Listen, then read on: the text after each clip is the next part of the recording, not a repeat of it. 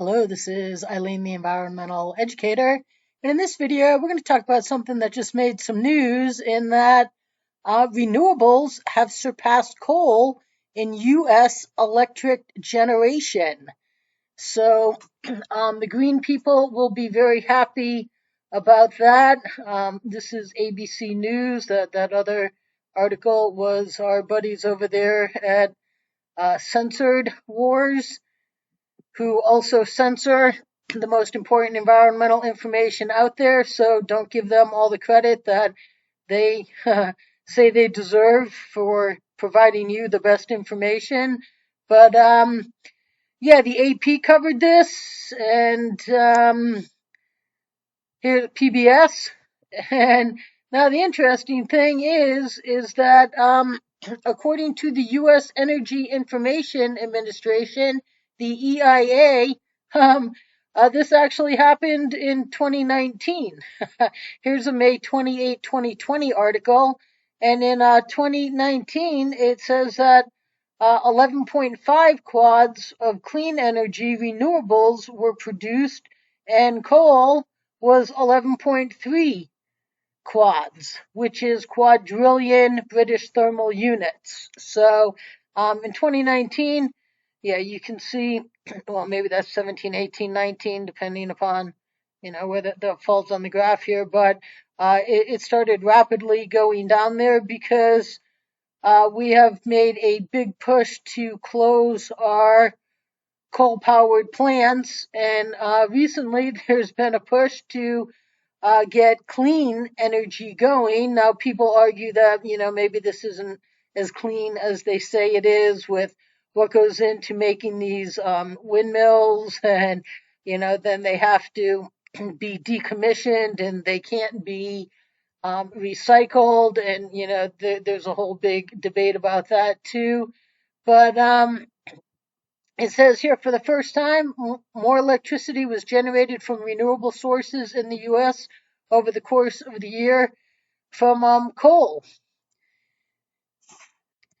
And it says that renewable energy created more than 900 terawatts of electric power in the country, compared to a little over 800 terawatts that came from coal. So that's down from 2007, when coal accounted for more than 2,000 terawatts of electricity in this country. And here's the chart. So you have coal here, natural gas, nuclear, which has remained steady and shouldn't even be here, renewables, and then others. And so right here is where the change happened, where coal fell beneath renewable. And this is from the United States Energy Information Administration, which is right here, which says that this happened in 2019.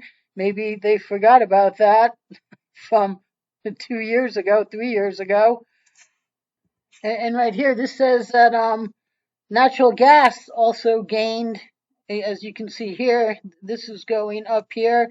And remember, right, when we were talking about how they want to take away your gas-powered stoves, remember gas was the clean energy? Well, I guess they forgot about that because, now they want to take your stoves away. But right here, gas electricity increased too, along with renewable, which is kind of going up on a trajectory here. It says that gas made up almost exactly 40% of United States electricity in 2022. The share of renewables just surpassed 20%. And it says that says that there's still a long way to go for renewable energy. And right here it says that when you include gasoline in the equation for all of the energy that's produced, renewable energy is only making up to 12% of the energy that's used, not the electricity, the energy. And this ABC News article backs up what Band News Network says, and that the U.S. Energy Information Administration announced Monday that electricity generated from renewables surpassed coal. So again, that they must have a very short memory of their 2020 data for 2019, because that's surpassing, actually, according to them, 3 years ago happened here. It says that growth in wind and solar significantly drove the increase in renewable energy and contributed 14% of electricity produced domestically in 2022.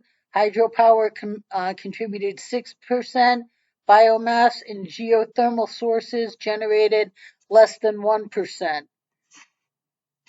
And California led the solar electricity with 26%, and followed by Texas and North Carolina. And then that big oil state of Texas counted for the most amount of wind generated, which was 26%, followed by Iowa at 10 and Oklahoma at 9. So the president and CEO of the American Council on Renewable Energy, Gregory Whetstone, said, "This booming growth is driven largely by economics. Over the past decade, the levied costs of wind energy declined by 70%, while the levelized cost of solar power has declined by an even more impressive 90%. Renewable energy is now the most affordable source of new electricity in much of the country." Well, that's interesting. Of new electricity. Okay. Renewable energy is now the most affordable source of new electricity.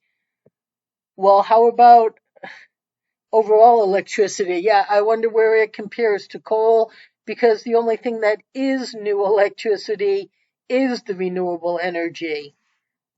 And the Energy Information Administration projects that from 22 to 23, that wind will increase from 11 to 12%, and solar will grow from 4 to 5%.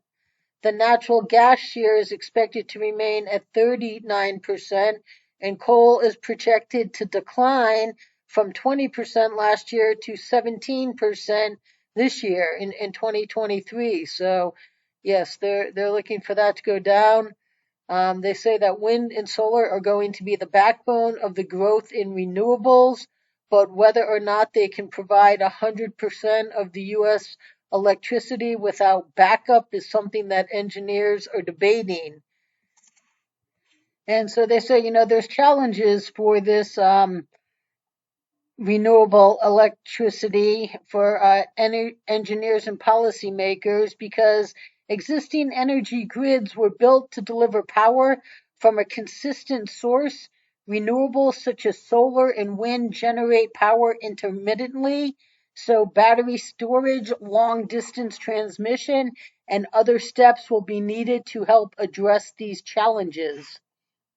So Melissa Lott, the director of research for the Center on Global Energy Policy at Columbia University, said, "Moving forward, you can't have emissions continuing to go up. You need to bring them down quickly." Oh, okay.